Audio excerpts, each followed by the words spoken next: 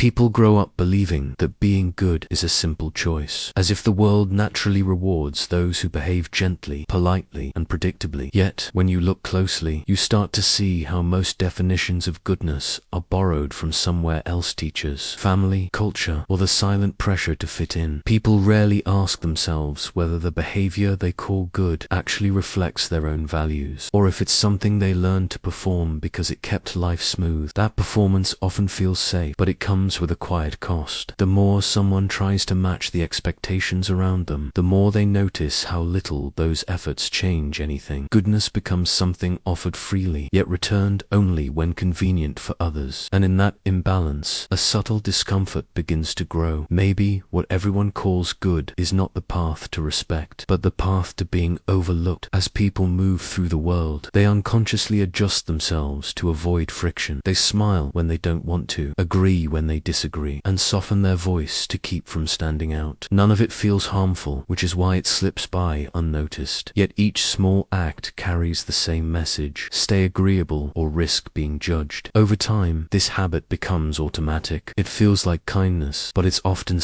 When someone finally sees this pattern, the realization is unsettling. Beneath the polished surface, many of their choices were shaped by fear of conflict rather than true generosity. And once that truth appears, it becomes harder to ignore how often goodness is used to buy acceptance. Machiavelli understood something that cuts deeper than any polite idea of virtue. The world responds to the image of goodness far more than its substance. People trust what looks noble, even if the motives underneath are complicated. They judge by signals, not by truth. Someone who appears steady, fair, and controlled earns opportunities that a genuinely kind but easily dismissed person never receives. This doesn't mean sincerity is useless. It means sincerity without presence is invisible. When you see that perception shapes outcomes more than intention, the notion of goodness shifts. It stops being a moral badge and becomes a strategic choice, a way of moving through the world with awareness. Instead of Navit, this shift invites a deeper question. If goodness depends on who defines it, how solid is the idea at all? Many people follow rules they never question, hoping their patience or softness will secure stability. Yet the world rarely responds with equal measure. Someone can offer loyalty, understanding, and steady effort, only to watch these gestures dissolve into routine expectation. Seeing this slowly weakens the belief that goodness naturally brings fairness. Instead, it shows how often people use the behavior they admire in others to their own advantage, without ever returning it in kind. With that distance, a person begins to notice how much of their good behavior came from avoiding discomfort. Choices that once felt generous were driven by the fear of being judged or creating conflict. They softened opinions to remain likable, agreed to favors they didn't want, and forgave too quickly because it seemed easier than setting limits. These habits blend into identity until they feel automatic, but once recognized, the pattern becomes hard to ignore. What once looked noble now appears rooted in uncertainty rather than inner conviction, and that realization quietly reshapes the way someone understands their own motives. Machiavelli's perspective opens a different path. He never dismissed virtue. He understood its strategic value. To him, the appearance of goodness shapes outcomes more than private sincerity. A person who carries themselves with calm intention commands more influence than someone endlessly kind yet easily overlooked. This isn't about pretending or deceiving. It's about recognizing that perception affects every interaction. When someone realizes this, they stop assuming their intentions will speak for them. They understand that presence matters. It becomes clearer that strength and goodness are not opposites. They depend on each other. When goodness is chosen with awareness instead of habit, it gains weight, presence, and quiet authority. People who chase universal approval rarely notice how often they stretch themselves thin to keep the peace. They agree to things they don't want, soften their opinions, and hide their discomfort to avoid disappointing anyone. At first, it feels harmless. Being agreeable creates harmony, and harmony feels safe. But the more someone tries to please everyone, the more their boundaries fade into the background. They become the person others rely on, not because they are respected, but because they never resist. What looks like kindness slowly becomes a quiet surrender. Over time, this pattern drains a person in ways they can't easily explain. They feel tired without knowing why, as if pieces of them disappear each time they say yes out of obligation instead instead of choice. They sense that something is off, yet they keep giving because they hope it will lead to appreciation. Instead, it leads to expectation. The more consistently someone sacrifices their limits, the more others assume those sacrifices are normal. What began as a gesture becomes a duty, and the weight grows heavier. Eventually, emotional fatigue settles in. The person who once tried to be good now feels invisible, as though their efforts vanish the moment they're offered. They start to see that goodness offered without boundaries doesn't create connection, it creates imbalance. Each time they swallow their frustration to stay likable, they lose a bit of themselves. And when they finally look at the contrast between what they give and what they receive, the truth becomes clear. Trying to be universally liked slowly empties a person from the inside, leaving them exhausted from carrying responsibilities that were never meant to be theirs. And beneath that exhaustion lies a quiet realization that a life built on pleasing others rarely leaves space for one's own truly needs. People who avoid confrontation often believe they are choosing peace, but stronger personalities see something else entirely. They notice the hesitation, the softened tone, the quick retreat from tension, and they instinctively understand what it means. A person who fears conflict is a person who can be pushed, not always aggressively, but subtly, through small requests, quiet expectations, and gentle pressure that grows over time. Those who operate with sharper instincts recognize this pattern quickly, and they adapt to it with ease. Manipulators rarely announce themselves. They learn people by testing boundaries, watching who resists and who yields. When someone consistently steps back to keep interactions smooth, it sends a message: resistance is unlikely. Opportunists don't need hostility to take advantage of this. They simply allow the dynamic to tilt in their favor. They ask for more than they give, knowing the other person won't object. They offer charm when needed and distance when convenient, confident that the conflictive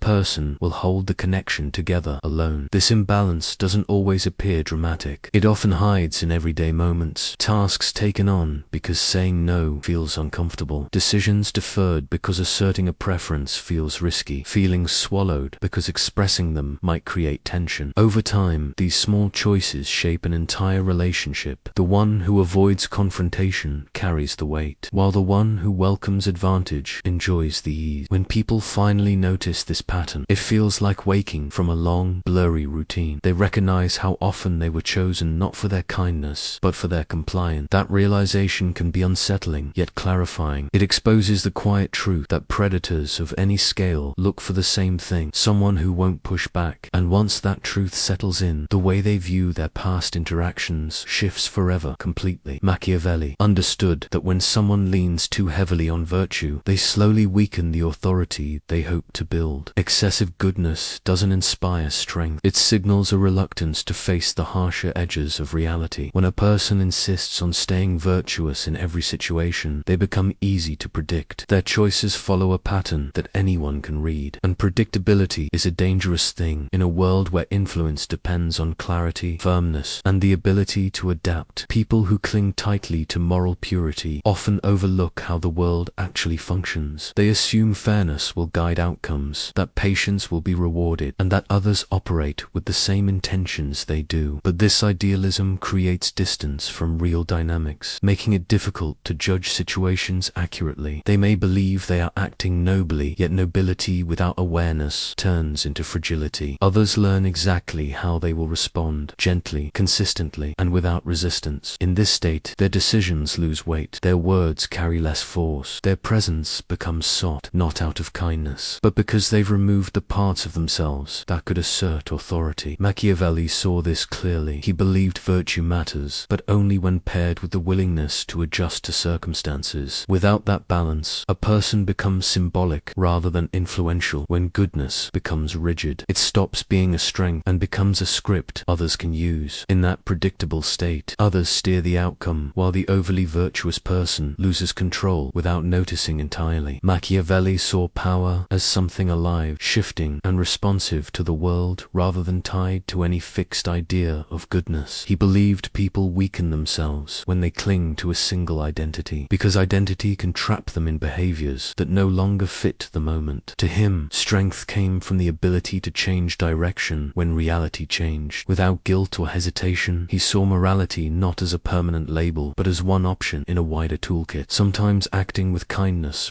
protects alliances, and sometimes firmness prevents deeper harm. The key is knowing which response fits the situation. People who understand this move through life more freely because they aren't bound by rigid expectations. They can bend without breaking, able to adjust their stance as circumstances shift around them. When goodness becomes a role rather than a choice, it limits a person's ability to see options clearly. They worry more about appearing moral than responding effectively, and that concern makes them predictable. Adaptable people, on the other hand, keep their intentions fluid. They read the environment, sense changes early, and move before others notice the shift. Their flexibility becomes its own quiet form of authority. This perspective frees the mind from the pressure to act perfectly. It shifts the focus from moral purity to practical awareness, allowing choices that reflect reality instead of ideals. Someone who learns to adjust their approach without losing their core becomes harder to influence and easier to respect.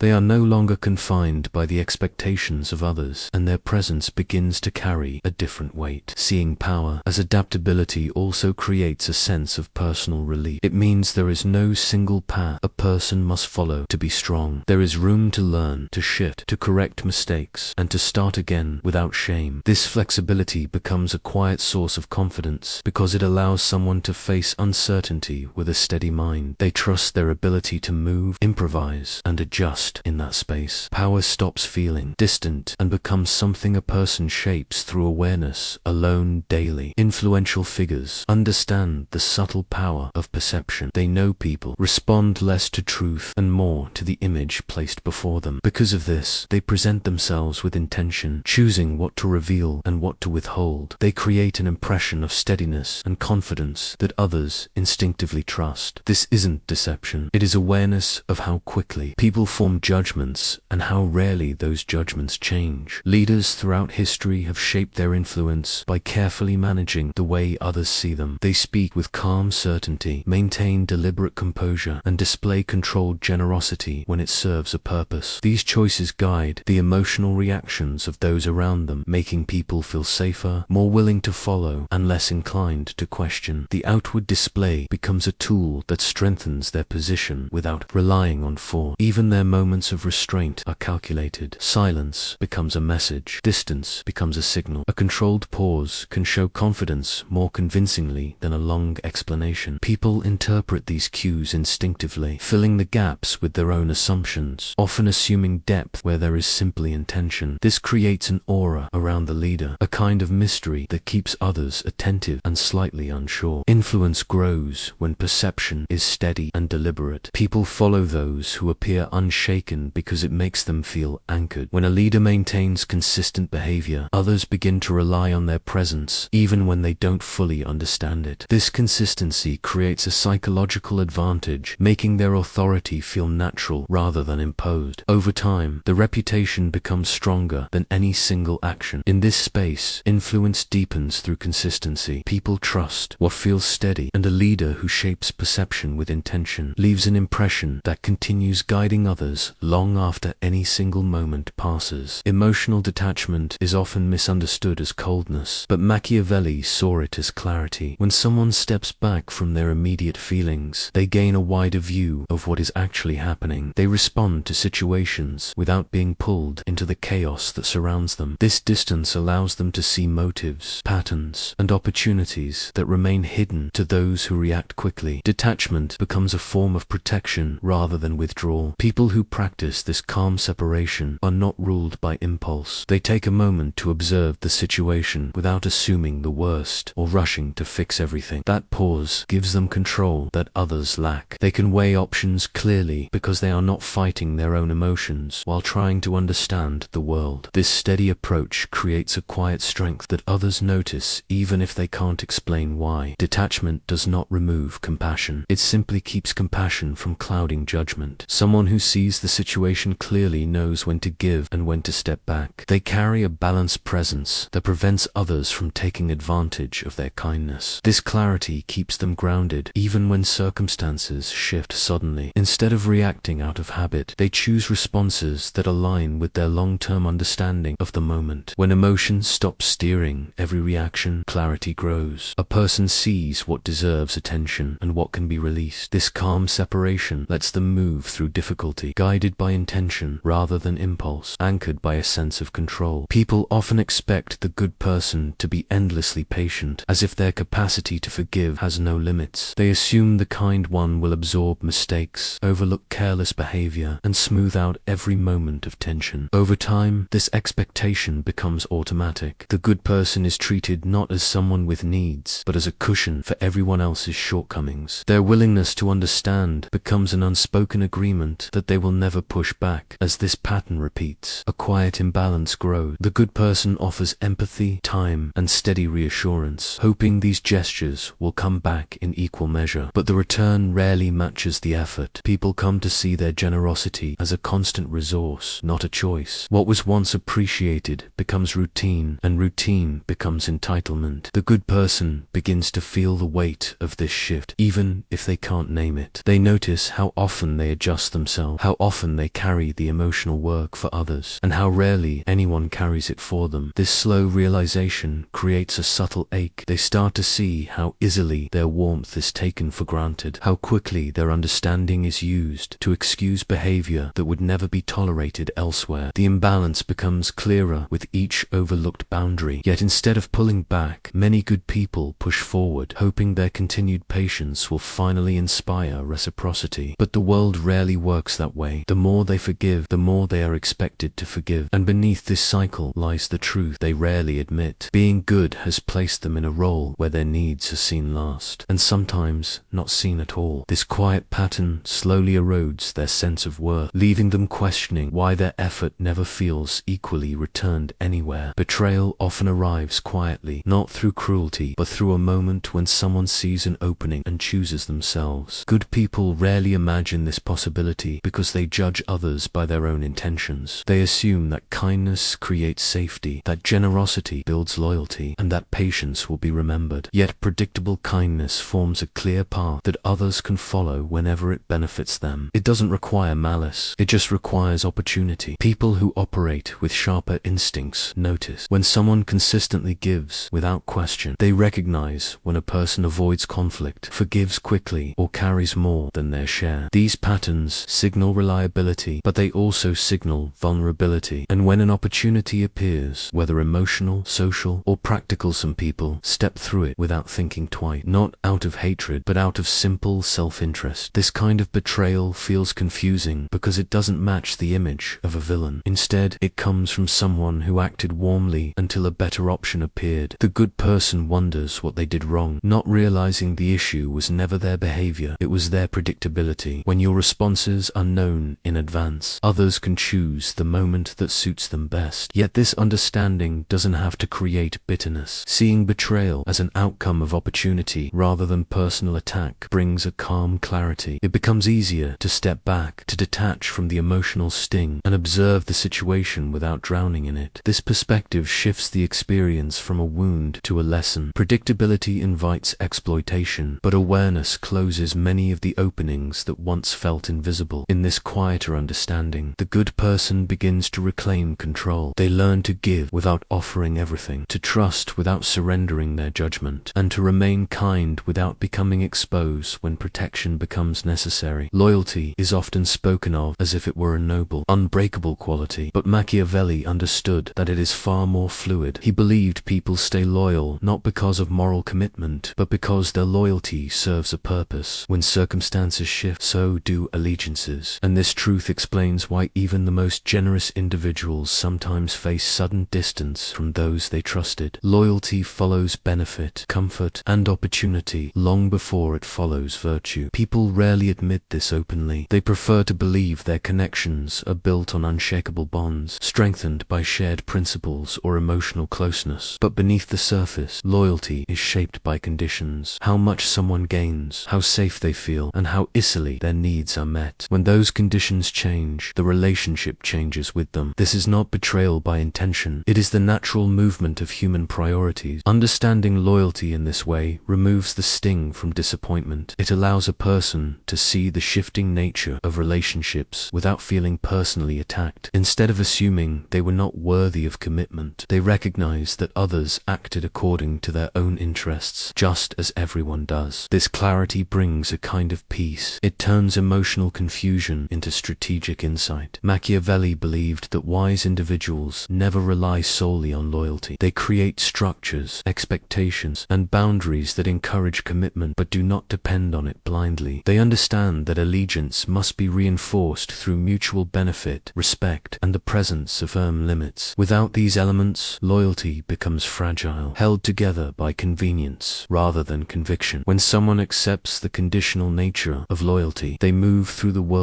with sharper awareness. They give trust carefully, not fearfully. They read shifts in behavior without denial. And in this mindset, they discover a quieter strength. There's a misconception most people absorb early in life that goodness is meant to be constant, unconditional, and predictable. Many grow up believing they must be kind regardless of context, generous regardless of cost, forgiving regardless of damage. But Machiavelli would argue that virtue is not diminished when it is deliberate only, when it is automatic. Goodness without choice becomes a reflex, not a strength. And reflexive goodness is often interpreted by others not as a noble trait, but as an available resource. People begin to assume a good person will step in, smooth things over, take the hit, or absorb the discomfort. At that point, the person isn't valued for their character, they're valued for their compliance. The shift begins when kindness is no longer an obligation worn like a uniform, but a conscious action chosen case by case. This reframing doesn't harden a person, it clarifies them. It separates genuine generosity from self-sacrifice performed out of fear, guilt, or habit. It also quietly communicates that respect is required before kindness is given. Machiavelli's lens doesn't demand the abandonment of virtue. It asks something more subtle, that virtue be paired with awareness. When a person realizes they can be kind or firm, warm or reserved, open or cautious, depending on what the moment requires, they regain an internal balance. Goodness becomes sharper, more defined, not because it is rarer, but because it is intentional, and intentional goodness carries more weight. It comes from a place of clarity, not compulsion. It creates relationships built on mutual respect rather than expectation. In this form, goodness becomes not only sustainable, but powerful. People tend to value what they cannot immediately read or predict. This isn't about cultivating mystery for its own sake. It's about understanding how human nature responds to consistency versus variability. When a person is unfailingly predictable in their reactions, their emotional availability, or their boundaries, others eventually stop noticing the effort behind their behavior. Predictability becomes familiarity, and familiarity becomes invisibility. A balanced individual does not strive to be unreadable. Instead, they avoid broadcasting their inner world so clearly that their behavior becomes a script others can run on autopilot. Unpredictability doesn't mean inconsistency. It means not being easily mapped. It means retaining a sense of personal discretion, choosing what to reveal and what to hold back. This quiet unpredictability creates a subtle form of value in social dynamics. People naturally pay more attention to someone whose reactions cannot be taken for granted. They listen more closely, observe more carefully, and approach more respectfully. The person is no longer a background constant, but a presence with texture and depth. Machiavelli understood this principle deeply. Influence is strongest when others cannot fully anticipate your moves, not because you intend harm, but because awareness creates space for respect. When others don't assume access to your emotions, your time, or your energy, they treat these things with greater care. The goal is not to become distant, but to remain sovereign over your inner life, to let unpredictability serve as a soft perimeter around your identity, one that signals you are thoughtful, not automatic, discerning, not reactive. This subtle edge doesn't push people away. It simply reminds them that your presence is not a guarantee, but a privilege. There's a kind of authority that doesn't require volume, confrontation, or dominance. It arises naturally from inner clarity, the quiet certainty of knowing what aligns with you and what doesn't. When a person understands where their boundaries lie, their presence shifts. They no longer push to be respected. Respect gathers around them on its own. Internal clarity creates external stability. People can sense when someone is grounded in their decisions rather than swayed by approval or fear. This steadiness makes others reconsider before overstepping, dismissing, or exploiting the person's goodwill. It's not intimidation, it's alignment. Machiavelli recognized that those who appear clear-minded are perceived as stronger, even if they speak softly or act calmly. There's a natural gravity to someone who knows when to be firm and when to be gracious. Their kindness feels valuable valuable because it is intentional. Their firmness feels measured because it is rooted in understanding, not impulse. This balance forms a kind of quiet authority, one built not on force, but on presence. It doesn't demand loyalty or admiration. It simply earns it. People respond with respect, not because they fear consequences, but because they sense depth, coherence, and self-possession. When goodness has edges and clarity guides choices, a person becomes both approachable and unshakable. They are not controlled by others' expectations, nor detached from compassion. They move with purpose, and in that movement, they embody a strength that feels calm, deliberate, and deeply their own. People who give endlessly often find themselves quietly exhausted. They notice the weight of constant compromise in ways that others rarely see. Each favor, each concession, each act of patience adds up not in gratitude received, but in energy spent. The good person absorbs more than their share of emotional labor, smoothing tensions that never belong to them, forgiving slights that go unnoticed, and offering understanding that is rarely returned. Over time, this cumulative strain settles in the mind and body, a soft but persistent fatigue. Alongside exhaustion comes invisibility. Generosity that is automatic blends into the background, unnoticed until it ceases. When kindness becomes expected rather than chosen, it loses its presence. The good person may find themselves overlooked, their contributions invisible in everyday interactions, their effort assumed as a given. Quiet resentment can grow, not from malice, but from a subtle awareness that the world rarely meets the same standard it demands. They notice the imbalance, the habitual taking of what they freely offer, and a sense of being unacknowledged lingers, even in the midst of smiles and politeness. Yet these emotional costs carry an unspoken clarity. Being endlessly good is never purely virtuous. It is a trade, often unrecognized, between personal integrity and the expectations of others. This realization doesn't condemn the person, nor does it require bitterness. It simply validates the quiet struggle they've carried. Understanding the toll allows them to observe themselves without judgment. They see that their exhaustion, invisibility, and faint frustration are not failures, but natural responses to a world that interprets automatic goodness as entitlement. In this awareness, they feel a calm recognition, a quiet acknowledgement that their effort matters, even if it often passes unseen. Machiavelli reframes the cost entirely. The problem with being good is rarely moral, it is psychological. It arises not from acting virtuously, but from a disconnection between perception and reality. When goodness is assumed rather than controlled, it isolates the giver from the practical dynamics of human interaction. They act according to ideals rather than assessing the real world, creating openings that others exploit, sometimes unconsciously. The cost emerges when generosity detaches the individual from situational awareness, leaving them predictable, drained, and undervalued. In this light, being good is costly only when it replaces strategy with habit. When morality blinds a person to the currents of human behavior, the fatigue, the frustration, and the quiet erosion of energy are symptoms of living according to an external standard rather than one shaped by deliberate choice. This insight transforms the notion of virtue. It is no longer measured by constancy alone, but by the discernment of when to act and when to withhold. The freedom that emerges is subtle but profound. When goodness is chosen from a place of strength rather than obligation, it carries authority. Each act of generosity is deliberate, and each boundary is respected. Compassion gains weight because it is selective, not automatic. This balance allows the individual to navigate relationships, responsibilities, and challenges without being consumed by expectation. Strength and kindness coexist when the person knows their limits, understands the real stakes, and exercises discretion. They are no longer defined by what they give or endure, but by the clarity with which they choose. Goodness, when rooted in intentionality rather than fear, becomes a tool of presence and influence rather than a pathway to exhaustion. Ultimately, the real freedom is internal. It comes from acting in alignment with reality, maintaining boundaries without guilt, and offering virtue only where it serves both self and circumstance. This measured approach brings quiet authority, one that does not seek acknowledgement, applause, or reward. It is enough that the individual moves through the world from a place of clarity, strength, and self-possession. In this state, goodness stops being a liability. It becomes a form of power, steady and unwavering, chosen deliberately and offered without compromise to expectation. There is no drama, no overexertion, no reactive struggle, only the calm, strategic strategic exercise of character. In the quiet control of choice, the individual discovers the true cost has vanished, replaced by freedom that is both practical and enduring.